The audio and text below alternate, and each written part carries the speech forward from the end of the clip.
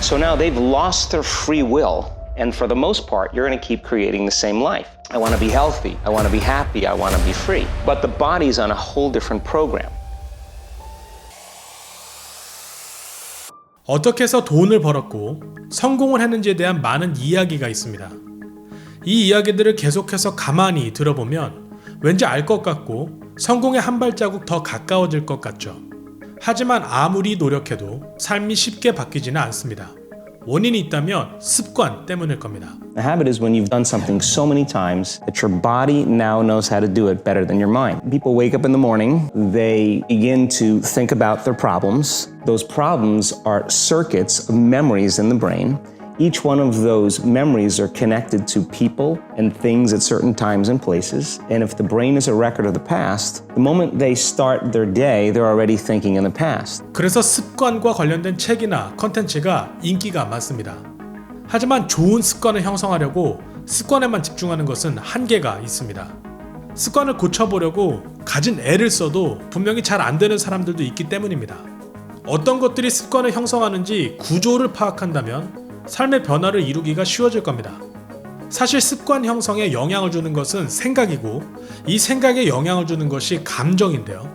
Each one of those memories has an emotion. Emotions are the end product of past experiences. So the moment they recall those memories of their problems, they all of a sudden feel unhappy, they feel sad, they feel pain. Now, how you think and how you feel creates your state of being. So the person's entire state of being when they start their day is in the past. So what does that mean? The familiar past will sooner or later be predictable future. So if you believe that your thoughts have something to do with your destiny, and you can't think greater than how you feel, or feelings have become the means of thinking, by very definition of emotions, you're thinking in the past. And for the most part, you're going to keep creating the same life. So then people grab their cell phone, they check their WhatsApp, they check their text, they check their emails, they check Facebook, they post it on Facebook, they tweet something, they do Instagram, and now they feel really connected to everything that's known in their life. And then they go through a series of routine behaviors. They get out of bed on the same side, they go to the toilet, they get a cup of coffee, they take a shower, they get dressed, they drive to work the same way, they do the same things, they see the same people. That becomes a routine and it becomes like a program. So now they've lost their free will to a program.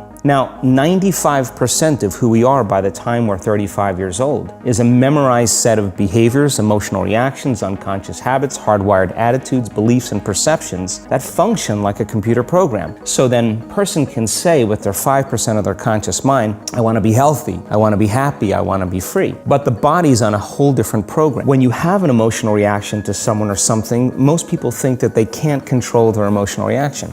It turns out if you allow that emotional reaction, it's called a refractory period, to last for hours or days, that's called a mood. If you keep that same emotional reaction going on for weeks or months, that's called temperament. And if you keep that same emotional reaction going on for years on end, that's called a personality trait. And so learning how to shorten your refractory period of emotional reactions is really where the work starts. The hardest part about change is not making the same choices you did the day before, period. And the moment you decide to make a different choice, get ready because it's going to feel uncomfortable. It's going to feel unfamiliar. 우리가 우리 자신에게 가장 실망스러운 순간 중 하나가 있습니다. 그것은 목표를 정해놓고 그 목표한 바를 이루기 위해서 여러 가지 다양한 시도를 했음에도 불구하고 다시 원래대로 돌아갈 때일 겁니다. 게다가 내가 갖고 있는 습관은 계속해서 과거에 겪었던 일의 영향을 받습니다. 그 일을 겪었을 때 분비됐던 호르몬 때문에 떠올랐던 감정들을 되새김질하고 계속해서 그때 그 생각이 맞다고 스스로 확증합니다. They're constantly reaffirming their emotional states. So when it comes time to give up that emotion, they can say, I really want to do it. But really the body is stronger than the mind because it's been conditioned that way. So the servant now has become the master. 쉽게 성공을 못하는 이유 중 하나는 계속해서 실패하는 방법을 선택하기 때문입니다. 그리고 성공과 거리가 먼 방법을 선택하는 것은 우리의 생각이 변하지 않기 때문이고요. A huge frontal lobe, and it's 40% of our entire brain. And most people, when they have a thought, they just think that that's the truth. Just because you have a thought doesn't necessarily mean it's true. So if you think 60 to 70,000 thoughts in one day, and we do, and 90% of those thoughts are the same thoughts as the day before, and you believe that your thoughts have something to do with your destiny, your life's not going to change very much because the same thought leads to the same choice leads to the same behavior creates the same experience, and the same experience produces the same emotion. 그럼 어떻게 해야 될까요?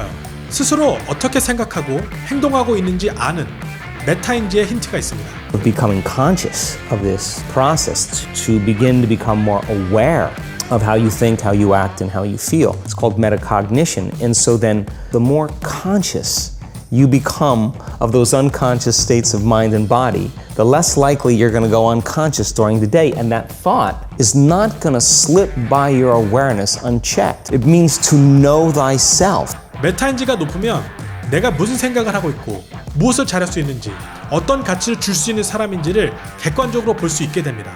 그래서 앞으로 뭘 해야 할지 어느 분야에서 활동을 해야 할지를 더 잘 알게 됩니다.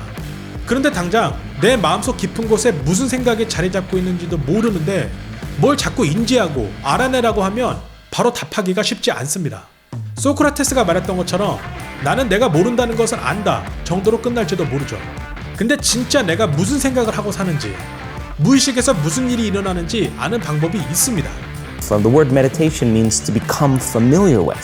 So as you become familiar with the thoughts, the behaviors, and the emotions of the old self, you're retiring that old self. As you fire and wire new thoughts and condition the body into a new emotional state, if you do that enough times, it'll begin to become familiar to you. If you can sit your body down and tell it to stay like an animal, stay right here. I'm going to feed you when we're done. You can get up and check your emails. You can do all your texts. But right now, you're going to sit there and obey me. So then, when you do that properly, and you're not eating anything or smelling anything or tasting anything, you're not up experiencing and feeling anything, you would have to agree with me that you're being defined by a thought, right? So when the body wants to go back to its emotional past, and you become aware that your attention is on that emotion, and where you place your attention is where you place your energy, you're siphoning your energy out of the present moment into the past, and you become aware of that. Because it's saying, well, it's 8 o'clock, you normally get upset because you're in traffic around this time. Oh, it's 11 o'clock, and you usually check your emails and judge everybody. Well, the body's looking for that predictable chemical state. Every time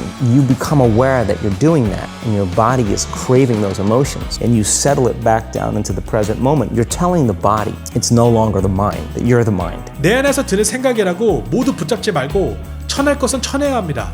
잡초를 뽑듯이 말입니다. Just like a garden, you gotta get rid of the weeds. You gotta take the plants from the past year and you gotta pull them out. The rocks that sift to the top that are like our emotional blocks, they have to be removed. The soil has to be tenderized and broken down. We have to make room, plant new gardens. 우리 생각, 나가 성격을 형성하는 감정의 영향에서 벗어나는 것은 가능한 일입니다. So when you teach people how to do that with a meditative process, turns out that when they're in their life, they're less likely to be so rigid and believe the thoughts they were thinking. They're more aware of when they go unconscious back into a habit, and that is what starts the process of change. And so we have to unlearn before we relearn. We have to break the habit of the old self before we reinvent a new self. We have to prune synaptic connections and sprout new connections. We have to unfire and unwire and refire and rewire. We have to unmemorize emotions that are stored in the body, then recondition the body to a new mind and to a new emotion. Like, that's the act.